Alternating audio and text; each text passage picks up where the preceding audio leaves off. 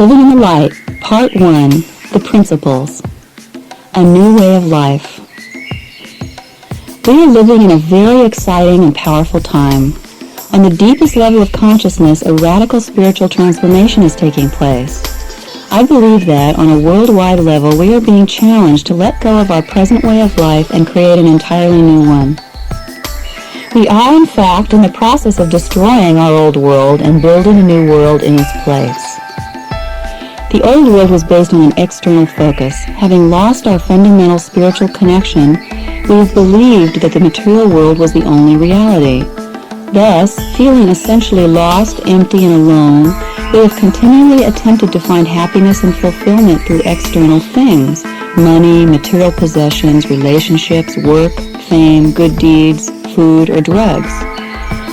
The new world is being built as we open to the higher power of the universe within us and consciously allow that creative energy to move through us. As each of us connects with our inner spiritual awareness, we learn that the creative power of the universe is within us. We also learn that we can create our own reality and take responsibility for doing so. The change begins with each individual, but as more and more individuals are transformed, the mass consciousness is increasingly affected. My observation that a profound transformation of consciousness is taking place in our world at this time is based on the changes I see within myself, those around me, and in our society. It is affirmed by feedback I receive from thousands of people I work with all over the world. Living in the Light is about this transformation of consciousness within each individual and the world. My use of the terms old world and new world refer to the old way of life that we are leaving behind and the new one that we are creating. For many people, this time may be distressing because the world situation and/or our personal lives may seem to be going from bad to worse. It's as if many things that used to work are not working anymore. I believe things are falling apart and will continue to do so with even greater intensity, but I do not feel this is negative. It will only be upsetting to the degree that we are emotionally attached to our old way of living and steadfastly follow old patterns, rather than trying to open our eyes to the profound changes that are occurring. Paradoxical as it may seem, these changes are the most incredible blessing that any of us could possibly imagine. The simple truth is that the old way of life that we have been following for centuries does not work. It has never brought us the deep fulfillment, satisfaction, and joy that we have always sought. Of course, some people have led relatively happy lives, although far more, I'm afraid, have led relatively disillusioned, painful, and unfulfilling lives. Even the happiest of lives in the old world cannot compare to the depth of fullness and bliss that will be possible at the higher level of consciousness available in the new world. It's as if we've been in school for our entire lives, receiving an education that teaches the exact opposite of the way the universe actually functions. We try to make things work as we've been taught, and we may even enjoy some degree of success. But for most of us, things never seem to work out as well as we had hoped. That perfect relationship never materializes, or if it does, it soon sours or fades away. Or it may seem as though there's never quite enough money. We never feel truly secure or abundant. Perhaps we don't get the appreciation, the recognition, or success that we want. Even if we do achieve some of these things, we still may suffer from a vague sense that there must be something more, some deeper meaning. Some of us may actually connect with that deeper meaning and feel increasingly fulfilled and expanded by a growing spiritual awareness. Nevertheless, there are stubborn and sometimes puzzling old patterns and areas of life where the light just doesn't seem to have dawned. Thus, our first task in building the new world is to admit that our life education has not necessarily taught us a satisfying way to live. We must return to kindergarten and start to learn a way of life that is completely opposite of the way we have approached things before. This may not be easy for us, and it will take time, commitment, and courage. Therefore, it's very important to be compassionate with ourselves, to continually remind ourselves how tremendous the task that we are undertaking is. Just as a baby learns to walk by falling down repeatedly, we must remember that we are babies in the new world. We will learn by making lots of mistakes, and often we may feel ignorant, frightened, or unsure of ourselves. But we would not get angry at a baby every time he fell down. If we did, he'd probably never learn to walk with full confidence and power. So we must try not to criticize ourselves if we are not able to live and express ourselves as fully as we wish immediately. We are now learning to live in accordance with the true laws of the universe. Living in harmony with the universe is living totally alive, full of vitality, joy, power, love, and abundance on every level. So although letting go of the old world may seem difficult at times, it's well worth whatever it takes to make the transition into the new world. The higher power within us. The foundation for life in the new world is built on the understanding that there is a higher intelligence, a fundamental creative power or energy in the universe which is the source and substance of all existence. The words and concepts that have been used to describe this power are innumerable. Some currently being used in our culture are God, Spirit, Higher Power, the Light, the Universe, Higher Self, the Force, Source, Cosmic Intelligence, Inner Guidance. These terms are attempts to express an experience or knowingness that is difficult to convey in words and rational concepts. Each of us has this experience within us. The words we choose to describe it are merely the labels that suit us best.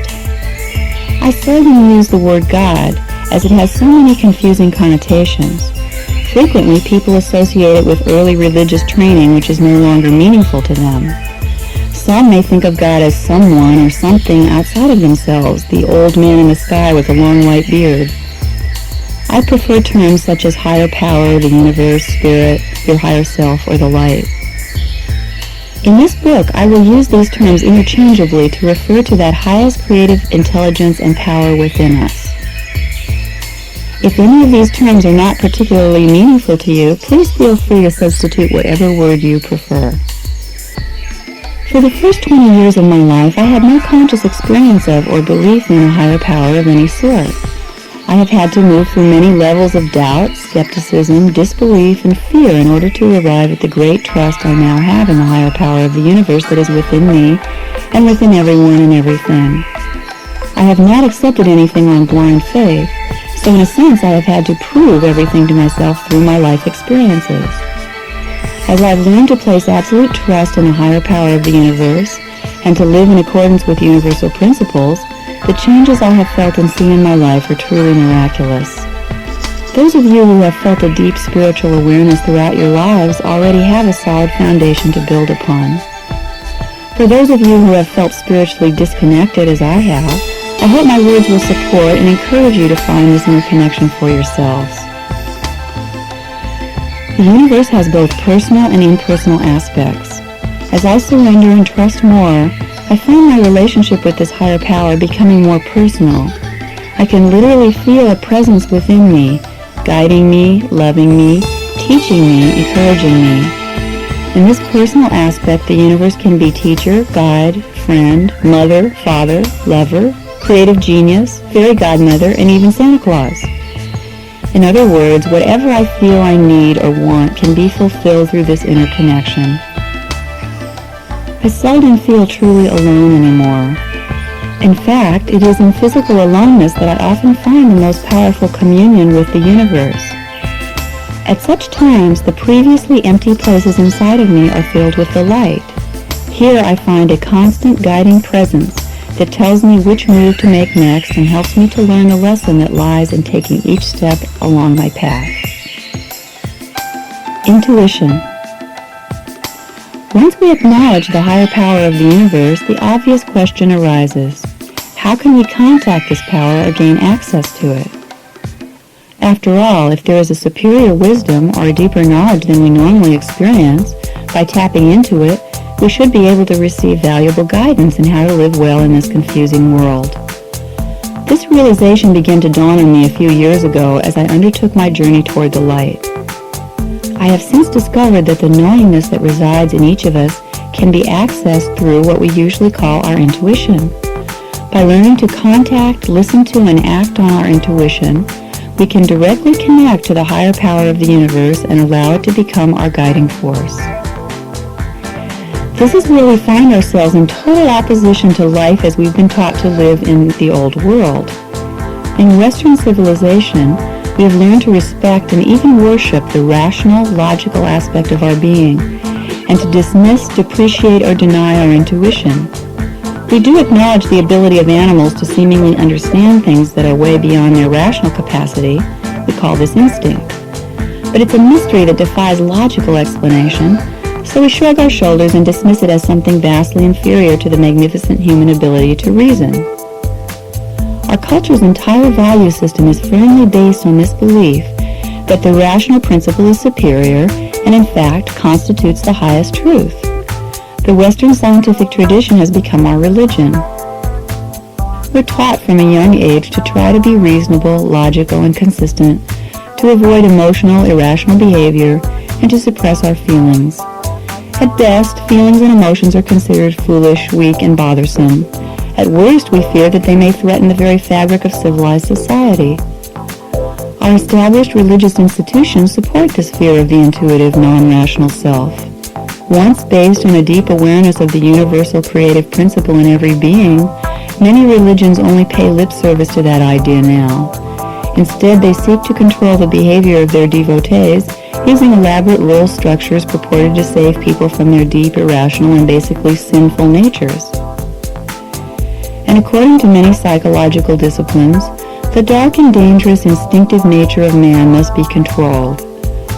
From this perspective, it is only the rational part of us that is capable of harnessing this mysterious force and channeling it into healthy constructive modes.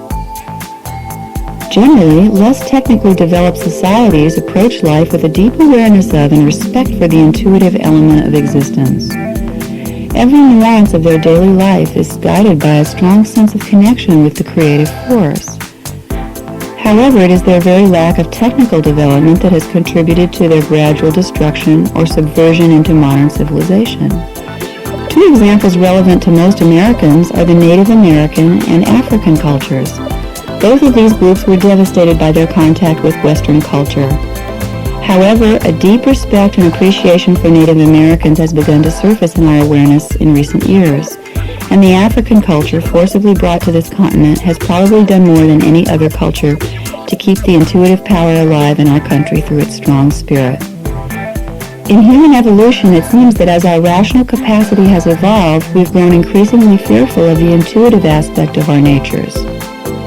We've attempted to control this dark force by creating authoritative rule structures that define right and wrong, good and bad, and appropriate and inappropriate behavior in a very heavy-handed way. We justify this rigid approach to life by blaming everything on our non-rational nature, from our personal emotional dramas to social ills such as drug and alcohol addiction, crime, violence, and war.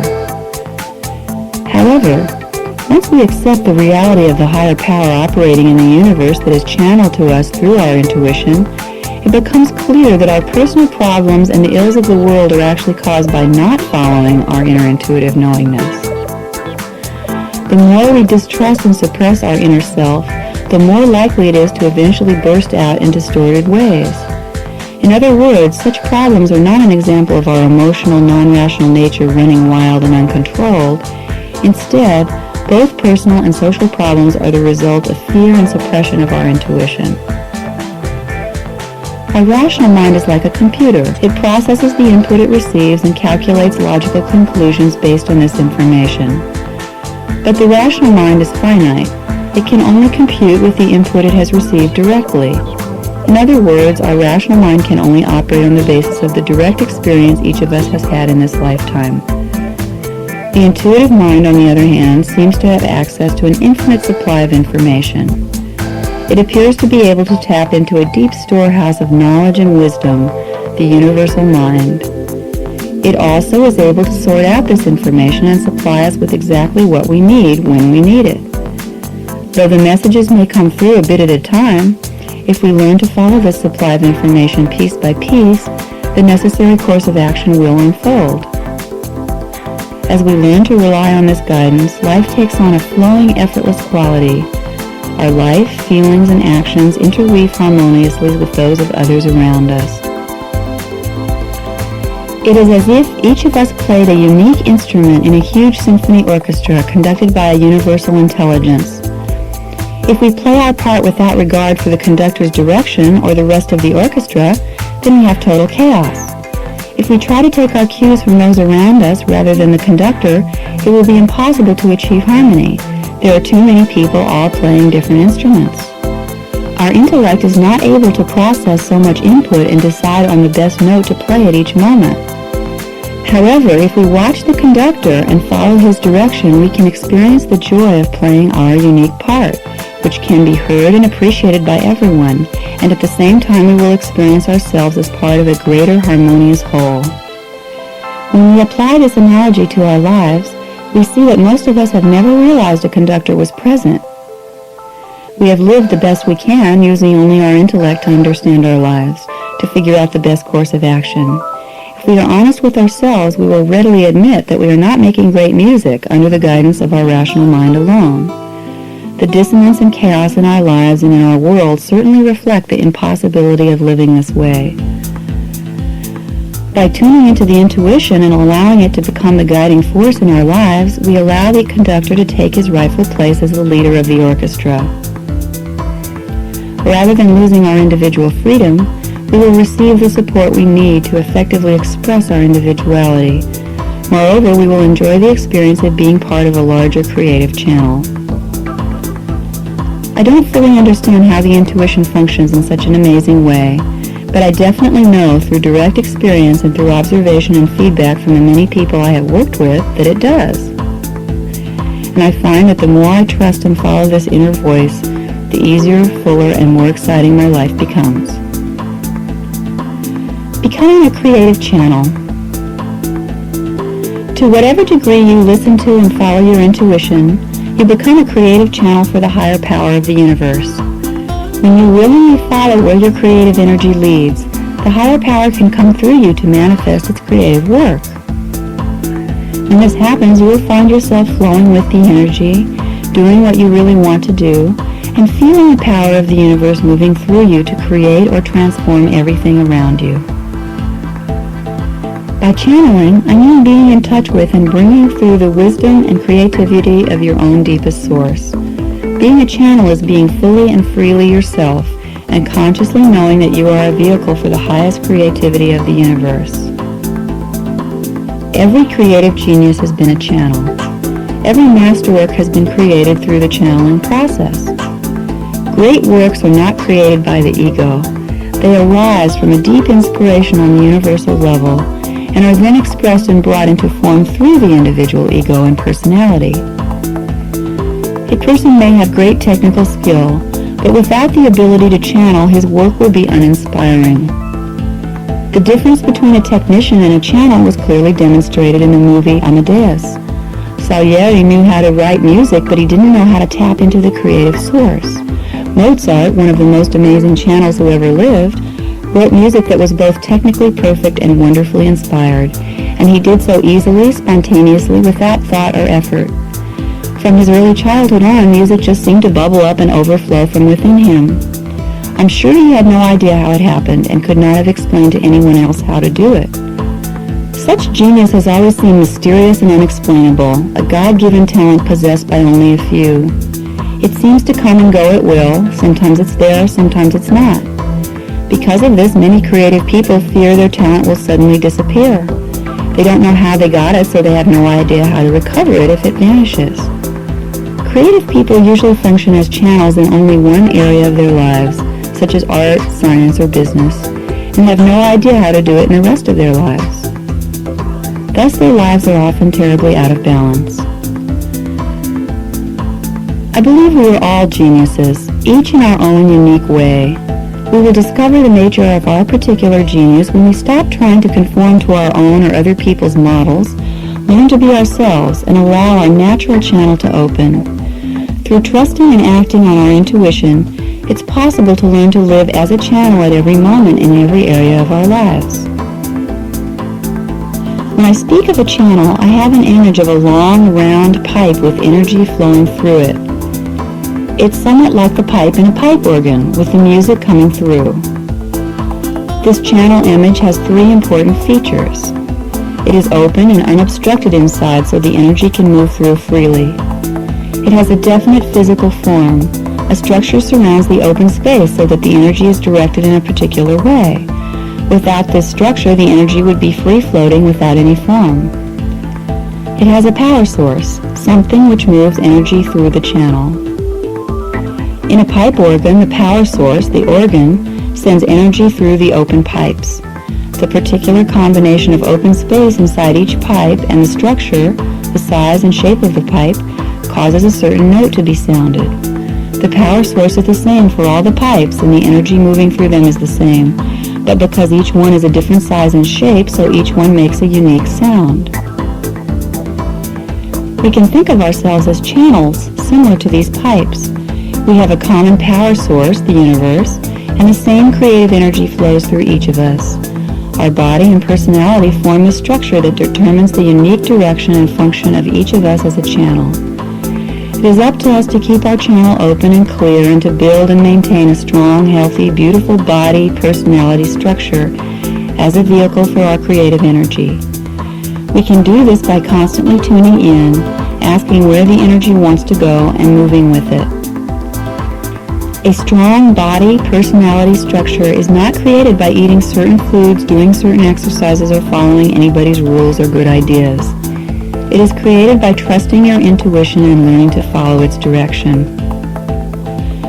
When your inner voice tells you what to eat, how to exercise, or anything else, you can trust that this advice will strengthen your ability to channel, no matter how different it might seem from any previous ideas you had about what's good for you.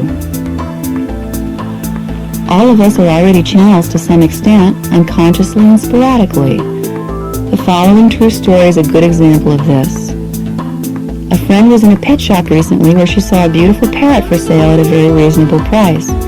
She'd always wanted a parrot but had never been able to afford one, especially now, as she did not even have all the money she needed to pay her rent. She left the pet shop regretting her inability to take advantage of the good deal. She tried to forget the entire thing, but try as she might, she could not get the parrot out of her mind. The idea of even considering such a purchase seemed ludicrous. Nevertheless, 2 days later, she went back to the pet store and paid all the money she had for rent as a down payment on the bird, seriously questioning her sanity all the while.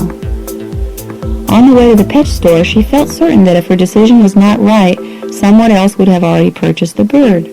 This thought was so compelling that she practically raced to the store to get her money down before it was too late. The next day, while she dropped in to visit the bird, the manager said, "It's a good thing you came in when you did yesterday."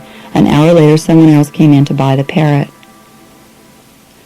Later that same day, she met with a client who unexpectedly advanced her the same amount of money that she had paid for the bird the day before.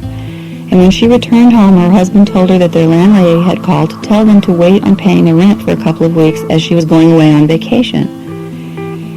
And as if these things were not affirmation enough that she'd been right to follow her intuition about the bird, the next day she got a new job with an advance payment that not only enabled her to pay the rent, but to pay off the balance on the bird as well.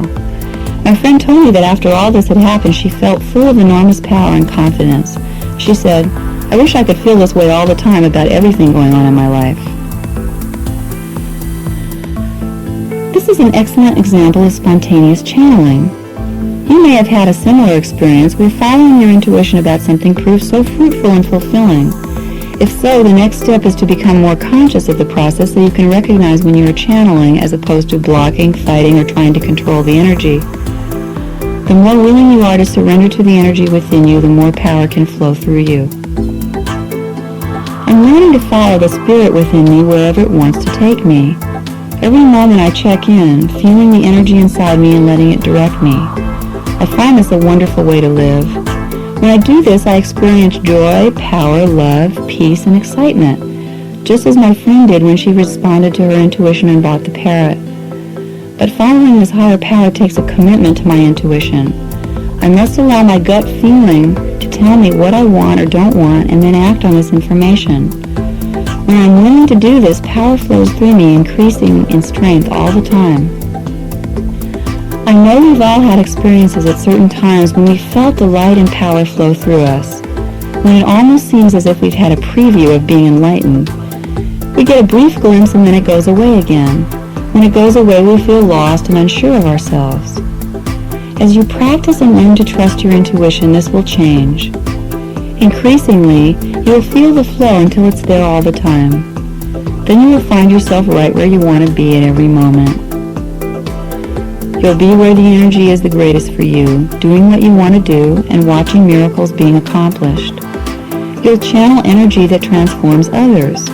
For example, you might walk into a room and suddenly everyone present will feel more connected with themselves. Or people passing you on the street will feel a sudden shift in their energy without even knowing why. Because of the commitment to trust yourself, everything in your life changes rapidly. At first, when you make the choice to let go of your old patterns, it may appear that things in your life are falling apart. If you decide to go all the way in this process, you will eventually let go of everything you've been attached to. But this will be a joyful experience because your true happiness comes from your connection with the universe. All of the material aspects of life are just a bonus, icing on the cake, a fun game that you play as a channel for the universe. An important part of becoming a channel is staying focused on your relationship with the universe. This focus allows your channel to remain open to the energy flowing through. It's so easy to lose our focus, to get lost in other people, external goals, and desires. And the problem is we do exactly that. We lose our connection with the universe inside ourselves. As long as we focus on the outside, there will always be an empty, hungry, lost place inside that needs to be filled. When I keep my focus on the universe inside, I can have everything: money, success, and fulfilling relationships, as well as that incredible connection inside myself. If I'm in love with someone and begin to think of him as my source of joy, then I lose myself. I have to remind myself that the source of joy and love is already within me, that I am experiencing love externally only because it is inside me. I try to keep the focus on the universe within and at the same time to see the universe coming through my lover to me. I do the same thing when people tell me they love what I do in my workshops. I thank them and then take their appreciation back to the universe within me. If I were caught up in trying to control everything, the universe wouldn't move through me to them. For me, it's a constant discipline to remember to go back inside to connect with my intuition. I'll remind myself regularly during the day to do this. If I find myself getting lost in my outer activities, I'll check back inside to see if I'm being true to my feelings. This keeps the flow of the universe moving through me.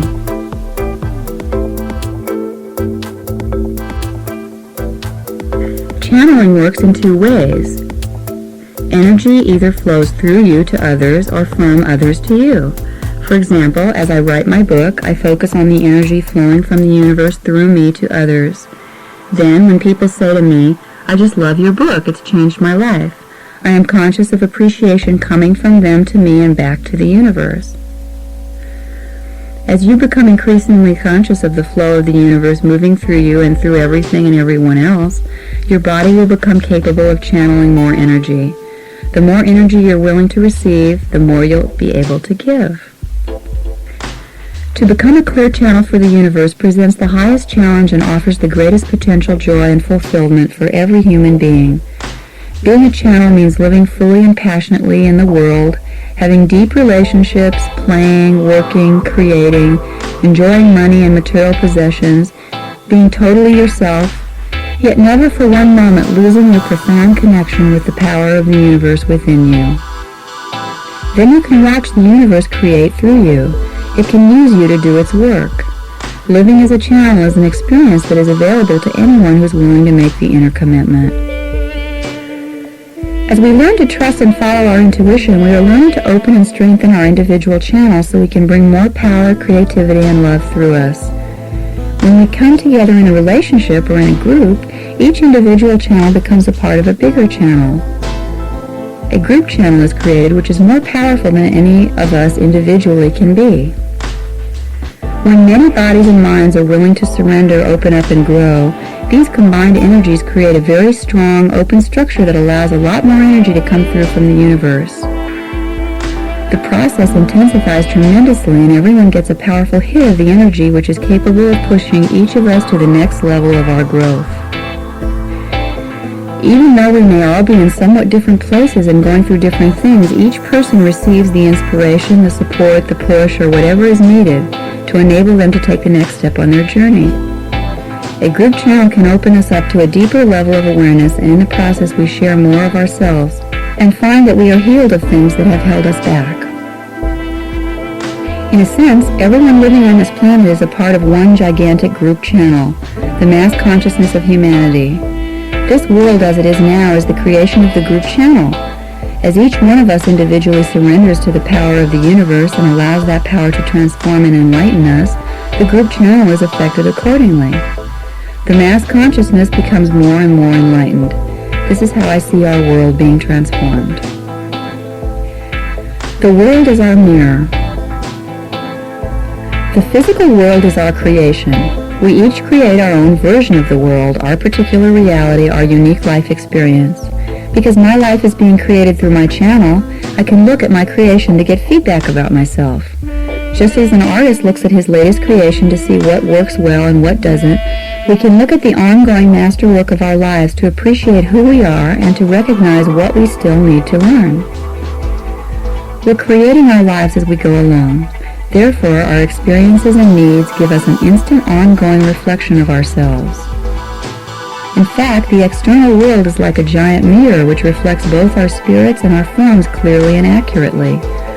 Once we have learned how to look into it and perceive and interpret its reflection, we have a fabulous tool. The mirror process is a technique that can help us see the world as a mirror. Viewed in this way, the external world can teach us about hidden aspects of ourselves that we can't see directly. The process is based on two premises. 1. I assume that everything in my life is my reflection, my creation. There are no accidents or events that are unrelated to me. If I see or feel something, if it has any impact on me, then my being has attracted or created it to show me something. If it didn't mirror some part of myself, I wouldn't even be able to see it. All the people in my life are reflections of the various characters and feelings that live inside of me. And 2. I try never to put myself down for the reflections I see. I know that nothing is negative. Everything is a gift that brings me to self-awareness. After all, I'm here to learn. If I was already perfect, I wouldn't be here. Why should I get angry at myself when I see things I've been unconscious of? It would be like a first grader getting frustrated because he wasn't in college yet.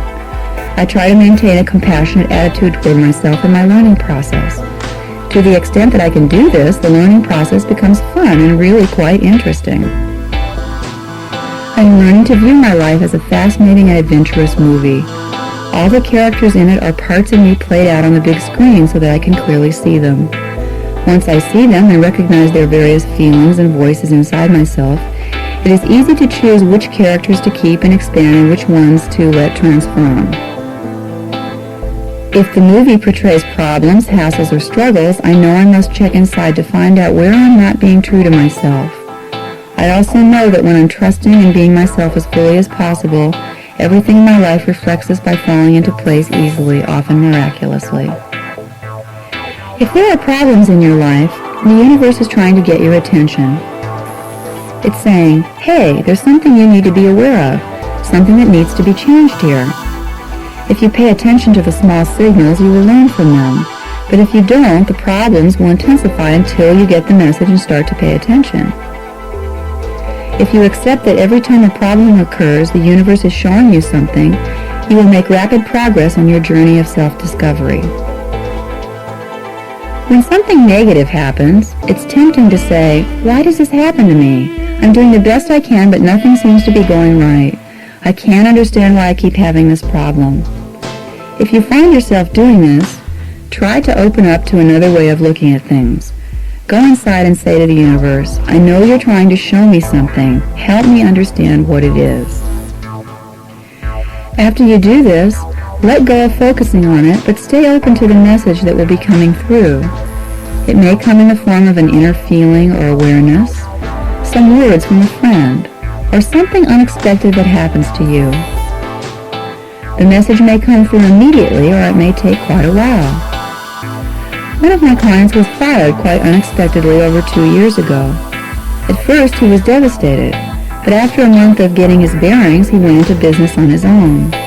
His business is now doing very well, but it was only a few weeks ago that he finally got the message that his firing reflected. As he was talking to a friend about working for other people, he suddenly realized that the firing incident was trying to tell him that he was much better off being in business for himself rather than working for other people. For him, this realization not only affirmed his present course in life, but it also finally resolved a sense of incompleteness about being fired that had lingered with him since the incident. The trickiest part of using the mirror process is learning how to interpret the reflection you see. Once you do get a message, but you're not quite sure what it is, how do you find out? It will not help to analyze and think about it with your rational mind. It is far more effective to turn to your inner self to ask the universe for help. Simply sit quietly, take a few deep breaths, and focus your awareness within to the wise being within you who is in touch with the wisdom of the universe. Ask this being, either silently or out loud, for guidance or help in understanding the message. As you tune into your gut feelings and get a sense of what feels right in a moment, act on this feeling.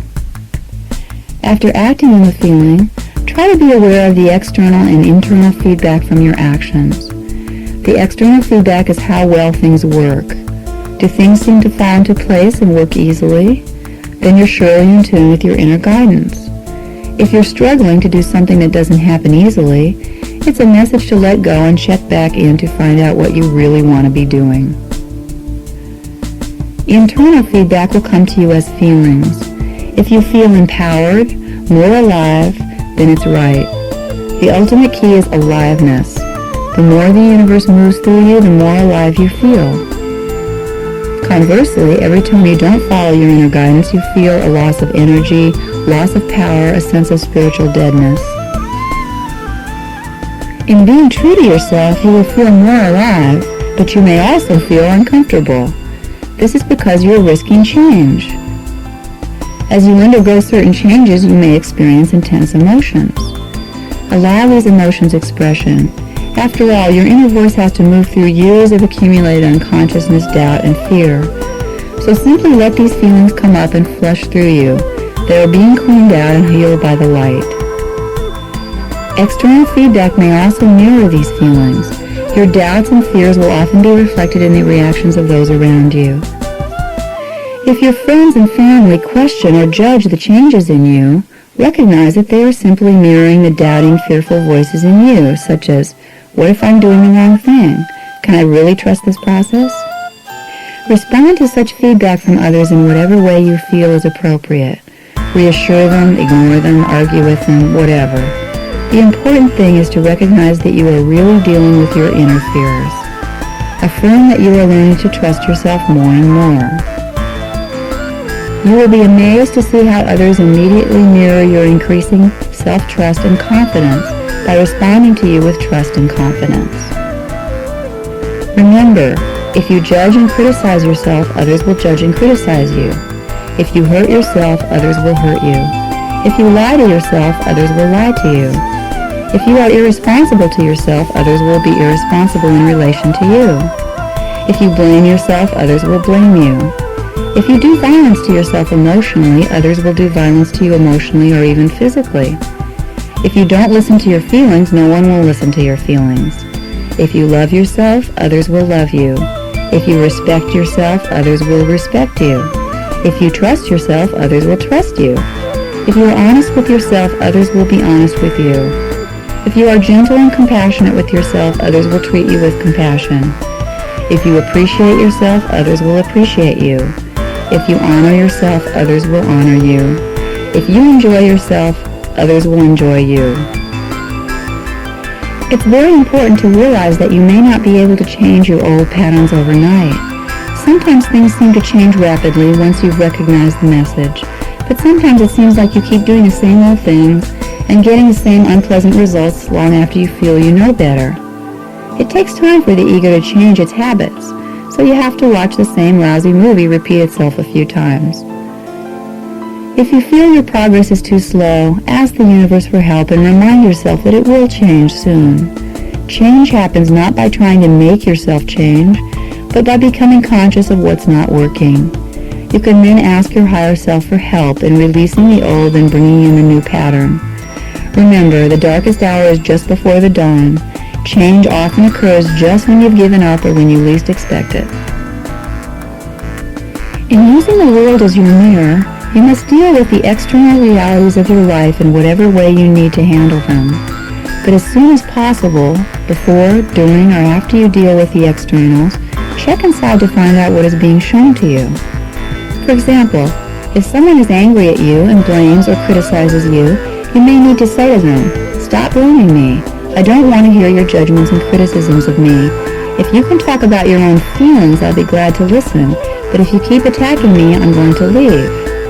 If they take more responsibility for their feelings, for example, "I felt hurt and angry when you didn't call me yesterday," then you will probably be able to continue the conversation on a more productive level. If they continue to blame and focus on your problems, you probably need to support yourself by walking out of the room and refusing to continue the conversation until they stop their attack. Either way, you've handled the external situation. Now, as soon as you get a chance, check inside yourself and ask, "I wonder what this person's anger is mirroring in me." You may realize that you've been feeling very angry and critical towards yourself lately. Or perhaps you will discover that your inner self is upset because you haven't been paying enough attention to yourself. When other people want more from you, it's usually an indication that you want more from yourself. A friend of mine discovered that her boyfriend had been seeing another woman and lying to her about it. She was very hurt and angry, particularly to discover his dishonesty. She expressed her feelings and asked him to leave her alone for a while to sort things out on her own. When she was alone, she asked herself, "Is there some way I'm lying to myself? Some way I'm not being totally truthful and honest with myself that would cause me to attract a dishonest man?" She let go of thinking about it and went to work. By the end of the day, she realized she had often felt this man was not fully present with her, was not being real with her. But in the past, she had denied and covered up these feelings because she was afraid to confront him with what she felt and intuitively knew. Thus, she effectively lied to herself and supported him in his deceptions as well. She realized this was a lesson in learning to trust her feelings more and to have the courage to express and support them. She started to do this more with her boyfriend, and they eventually worked out an honest, communicative relationship. She might also have chosen not to continue the relationship. What matters is that she received the gift from it, learning to trust and express her feelings.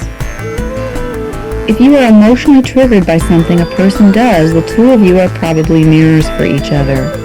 It may appear that you have opposing viewpoints, but internally you are probably very similar.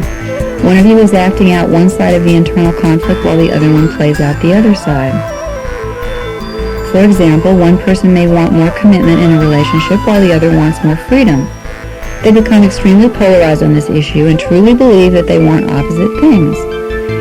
However, if one person suddenly switches their position, the one who wanted commitment suddenly wants more freedom, the other person almost always swings to the opposite polarity. The reason for this is that they are attempting to resolve an inner conflict they both have, the desire for closeness and security and the fear of entrapment.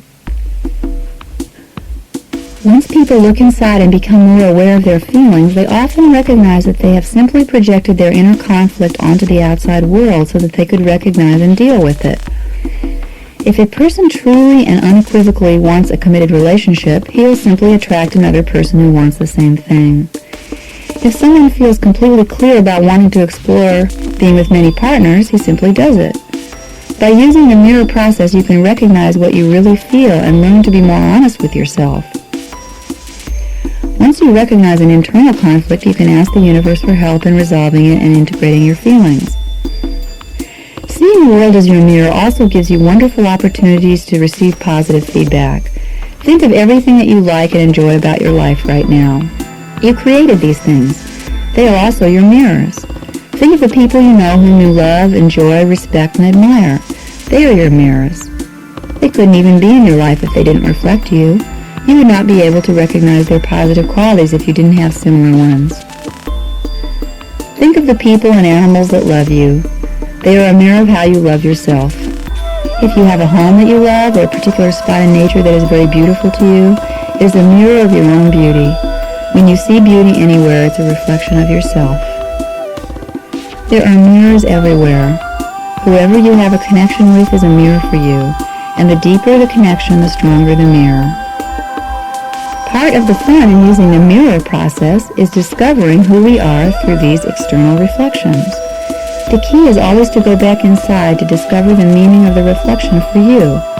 The more you are willing to do that without either rationalizing away what you see or blaming yourself for it, the faster you can move toward reaching your fullest potential. Spirit and form. Spirit is the essence of consciousness, the energy of the universe that creates all things. Each one of us is a part of that spirit, a divine entity. So the spirit is the higher self, the eternal being that lives within us. Form is the physical world. As an individual, my form is my physical body, my mind, and my personality. It is also my self-concept, my ego identity structure. My name is Shakti Gawain. I was born on September 30th, 1948. I'm 5'9" tall. I'm intelligent and have a generally outgoing personality. This is all information about my form. We, as spiritual beings, created the physical world as a place to learn. It's our school, our playground, our artist studio. I believe that we're here to master the process of creation, to learn how to consciously channel the creative energy of spirit into physical form. Physicists are now discovering what metaphysicians have claimed for thousands of years. Seemingly solid physical matter is, in reality, made of energy. If we look through a powerful microscope at anything solid, we see an infinite number of little vibrating particles. If we closely examine one of these particles, we discover that it is made of even smaller particles and so on. The fact is that everything physical is made of energy, which we can also call spirit or the universe. So modern science supports the ancient metaphysical truth that form is created out of spirit. When our spirit decides to manifest as physical form, the first thing it creates is a physical body in which to house itself. We choose a life situation and create a body in accordance with what we feel will best serve and teach us in this lifetime. Ultimately, our goal is to create a body, personality that can fully express our divine creative spirit. A form that can do everything our spirit wants to do easily, skillfully, and beautifully. However, the physical world still exists at a relatively primitive level of creation compared to the consciousness of our spirits. I read recently in a scientific article that the human body-mind has evolved very little since prehistoric times. Thus, we have very evolved beings embodied in relatively simple, unevolved forms. These forms have a certain consciousness of their own which revolves around basic survival issues: how to get enough food, shelter, and emotional nurturing, how to protect oneself from danger, and how to make sure reproduction takes place and offspring survive. After we are born into the body, we forget who we really are and why we came here. We take on the survival consciousness of the physical world, and we get lost in the world of form. We forget our spirits, believing we are just our personalities. We lose touch with our true power and feel lost and helpless. Life becomes a tremendous struggle to find meaning and satisfaction. We may spend many lifetimes caught up in this cycle. Certainly, most of us have spent many years in this lifetime looking outside of ourselves, trying to find fulfillment in the world of form. Eventually, we realize that it's not working. No matter what we do in the world, we don't find happiness. We become unwilling to spend one more lifetime, one more year, or even one more minute in futile struggle. In frustration and hopelessness, we give up. This is usually a painful and frightening place in a person's life. It feels like hitting bottom. It is a time of ego death when the body-mind form recognizes the hopelessness of trying to live this way and surrenders its fight. It would rather die than keep trying. So at this time, a person often has thoughts and feelings of death, or may experience the death of a close friend or family member, or several of them. Some people create a serious illness, accident, or other major crisis at this time, and some contemplate or even attempt suicide. But the darkest hour is truly just before the dawn. When we finally give up the struggle to find fulfillment out there, we have nowhere to go but within.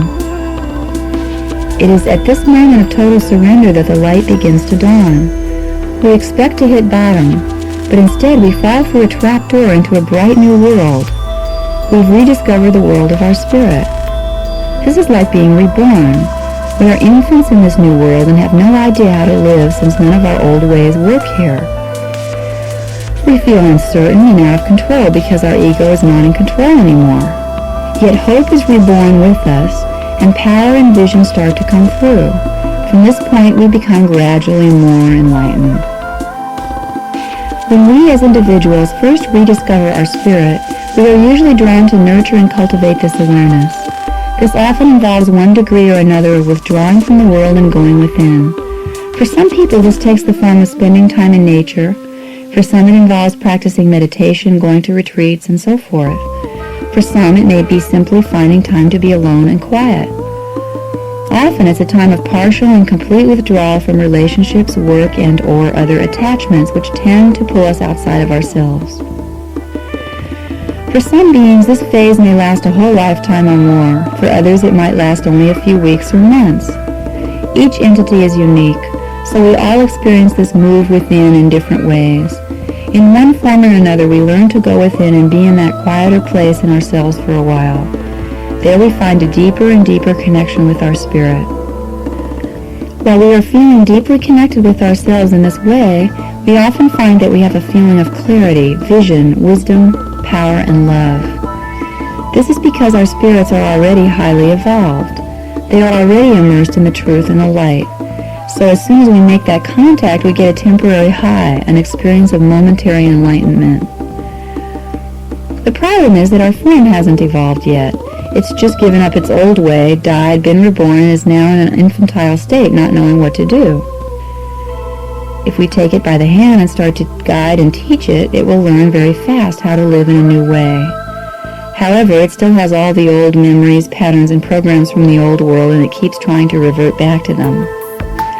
So here we have a dilemma in which we all currently find ourselves, a great discrepancy between our spirit and our form. The spirit is very powerful and creative and has a lot of things it would like to do to express itself in the physical world, but it needs to have the form as a vehicle in which to do it. The form is willing but isn't yet able to go where the spirit wants to go. It has to be educated and transformed through the power and wisdom of the spirit. Being a very evolved spirit in a relatively unevolved form is quite uncomfortable. It accounts for most of the problems we're having. It's as if we are gods and goddesses living in little mud hovels and driving around in clunky, funky old jalopies. It can be frustrating and demeaning, especially when nobody even recognizes who we are. When we were oblivious of who we were, it wasn't so bad. We just accepted it as our lot in life. But now that we remember our true identity, we may feel like we're trapped in an alien world. This understanding can explain a lot of things that many of us are experiencing in our lives. Why is it that we have wonderful moments of consciousness and clarity and then find we have completely lost our perspective and become immersed in fear and pain again? How is it that we can feel so loving, wise, and accepting one day and the next day feel so angry, foolish, and judgmental? Why did we feel like we'd really gotten it at a workshop and then seem to lose it the next day? How is it that we can feel so peaceful and unattached when we are meditating, yet often our relationships seem like a worse mess than ever? And how come we have such a trust in the abundance of the universe, but we're still having financial problems? The answer is simple. We're dealing with the discrepancy between spirit and form.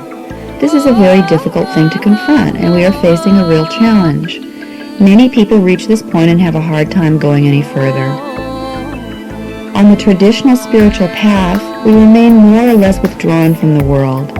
In this way, we can be true to our spirit and avoid dealing with the attachments and patterns of our form.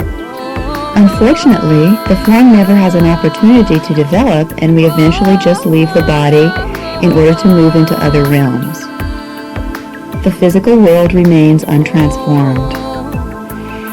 In order to create the new world, we are being challenged to move back into the world of form with full spiritual awareness. We need to recognize the discrepancy between our spirit and our form, and then allow the spirit to transform the physical body, the mind, and the personality into a powerful and beautiful channel through which it can fully express itself.